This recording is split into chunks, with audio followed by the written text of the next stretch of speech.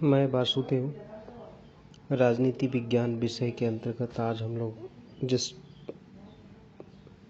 Topic पे discuss कर रहे हैं वह अरस्तु। पिछले क्लास में हमने देखा कि अरस्तु के जीवन परिचय, उनके जो सोच के बारे में। आज हम अरस्तु के चिंतन के बारे में बात करेंगे। इन्फ्लुएंस ऑन एरिस्टोटल्स फिलॉसफी, अरस्तु के चिंतन पर प्रभाव। अरस्तु एक मौलिक विचारक है, फिर भी उसका विचार दर्शन अपने युग की परिस्थितियों, अपने समकालीन व्यक्तियों और पैतृक पृष्ठभूमि से प्रभावित है। अरस्तु पर सबसे अधिक प्रभाव प्लेटो और उसकी दूसरी महानतम कृति लॉज का दिखलाई देता है। यहाँ हम अरस्तु पर पड़ने वाले प्रभावों की चर्चा करेंगे। अरस्तु के जीवन पर प्लेटो का क्या प्रभाव पड़ा?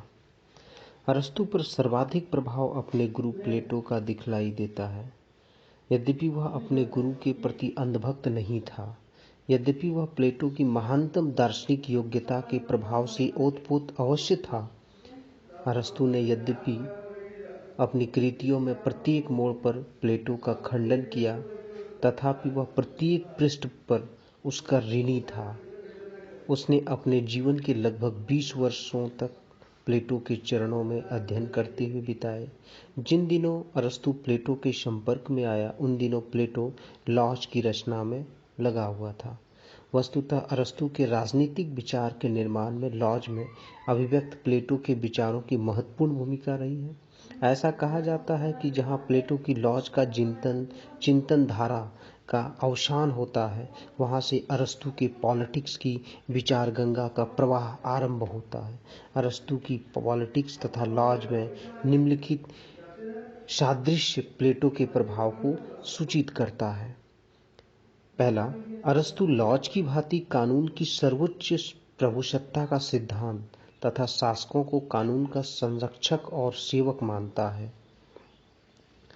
दूसरा, अरस्तु राज्य हित में मनुष्य को देवता या पशु मानता है।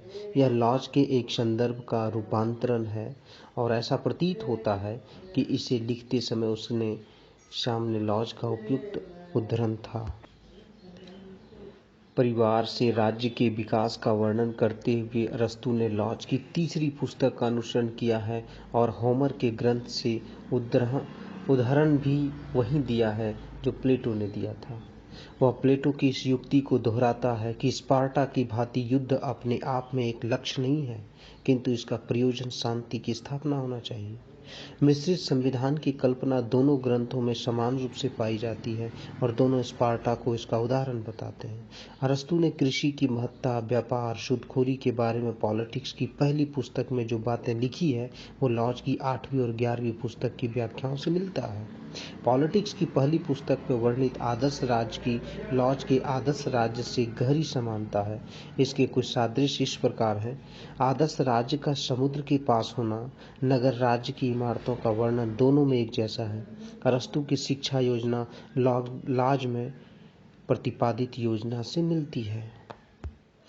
प्रसिद्ध विचारक मैक्सी कहते हैं कि अरस्तु के अभाव में प्लेटो और उसका विद्यालय अपूर्ण रहता है और प्लेटो के अभाव में अरस्तु और उसका विद्यालय असंभव ही था। इसी में जब हम बात करते हैं कि अरस्तु के जीवन में समकालीन परिस्थितियों का क्या प्रभाव पड़ा। अन्य दार्शनिकों की भांति अरस्तु भी अपने युग का शिशु था, अतः उसकी रचनाओं पर उसके युग का पर्याप्त मात्रा में प्रभाव पड़ा। अरस्तु के जीवन के 62 वर्ष 384 ईस्वी पूर्व से 322 ईसा पूर्व तक यूनानी इतिहास के अत्यंत महत्वपूर्ण और हलचल वाले वर्ष थे। यूनानी नगर राज्य के जीवन में वह ह्रास का काल था, स्वतंत्रता के अवसान और पराधीनता की बेड़ियों में जकड़े जाने का काल था। यह वह काल था जिसमें स्पार्टा का पतन हुआ तथा यूनानी नगर राज्यों को मैसिडोनिया का संरक्षण स्वीकार करना पड़ा। यह वह युग था जिसमें नगर राज्यों का पतन आरंभ हो चुका था। इन परिस्थितियों ने अरस्तु को यह सोचने के लिए प्रेरित किया कि यूनानी नगर राज्यों के पतन के क्या कारण थे। अरस्तु ने अपने अनुशीलन से यह मत प्रतिपादित किया कि एकता के अभाव के कारण ही यूनानियों को इस प्रकार के बुरे दिन देखने पड़े। समकालीन परिस्थितियों में राजनीतिक चिंतन का आदर्श नगर राज्य ही थे। यद्यपि अरस्तू ने मैसिडोनिया के साम्राज्यवाद के दर्शन के लिए थे, फिर भी वह यूनानियों के हृदय में नगर राज्यों के प्रति पाए जाने वाला सहज झुकाव में अपने को नहीं बचा सका। अतः नगर राज्य को ही उसने अनुशीलन का केंद्र बिंदु बनाया। तात्कालिक परिस्थितियां तथा दासों की मेहनत पर आधारित सभ्यता में पला अरस्तु दास प्रथा को प्राकृतिक घोषित करे तो उसमें आश्चर्य की कोई बात नहीं है। अरस्तु के जीवन में पैतृक पृष्ठभूमि का भी कुछ प्रभाव पड़ा। अरस्तु के राजनीतिक दर्शन के निर्माण में उसकी पैतृक पृष्ठभूमि का भी गहरा प्रभाव रहा। अरस्तु में जो वैज्ञानिक दृष्टिकोण परिलक्षित होता है वह एक बड़ी सीमा तक उसके पारिवारिक पृष्ठभूमि की ही देन थी। इसी पृष्ठभूमि के कारण उसने अपने विभिन्न क्षेत्रों के वैज्ञानिक अध्ययन को आगे बढ़ाने की समुचित अवसर प्राप्त होते चले गए। प्रसिद्ध चिंतक बारकर कहते हैं कि चूंकि चिकित्सक का पैसा अरस्तु के परिवार में अनेक पीढ़ियां उनके पिता मैसिडोन के राजा सिकंदर के दादा अमितास द्वितीय के दरबार में राजवैद्य थे से चला आ रहा था, अतः अपने चिंतन में अरस्तु ने जीव विज्ञान वैज्ञानिक पद्धति में जो दिलचस्पी दिखलाई उसका संभवतः उस पर अपने पारिवारिक वातावरण का ही प्रभाव था। अरस्तु के जीवन में कुछ समकालीन व्यक्तियों का भी प्रभाव पड़ा। अरस्तु अपने समय के कतिपय मित्रों प्रभावशाली व्यक्तियों से भी प्रभावित हुआ।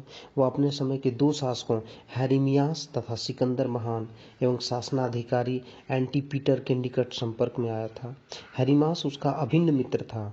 उसकी जीवन लीला का जिस निर्मम ढंग से अंत हुआ उस दुखद घटना का अरस्तु के विचारों और शिक्षाओं पर अमिट प्रभाव पड़ा। सिकंदर के एक अधिकारी एंटीपीटर का अरस्तु पर इतना प्रभाव पड़ा था कि प्रसिद्ध चिंतक बारकर कहते हैं कि एंटीपीटर के विचारों सिद्धांतों ने अरस्तु के विचारों को भी प्रभावित किया। जहाँ तक सिकंदर का प्रभाव का प्रश्न है, यह संबंध में विद्वान में काफी मतांतर है। कुछ विद्वान यह मानते हैं कि गुरु ने शिष्य को पूर्णतः प्रभावित किया। इसके विपरीत ब्रटेल रसेल की मान्यता थी कि गुरु का शिष्य पर संभवतः कोई प्रभाव नहीं पड़ा। इसका कारण यह है कि जहाँ अरस्तु एक नगर राज्य का समर्थक था, वहाँ सिकंदर को एक विशाल साम्राज्य स्थापित करने की धुन थी।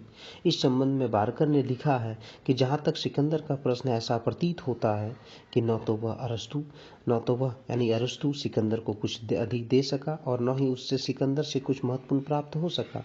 दोनों में अल्पकाल तक ही कुछ मधुर संबंध अवश्य ही थे, किंतु जीवन के अंतिम काल में उनमें कटुता भी बड़ी मात्रा में पैदा हुई थी।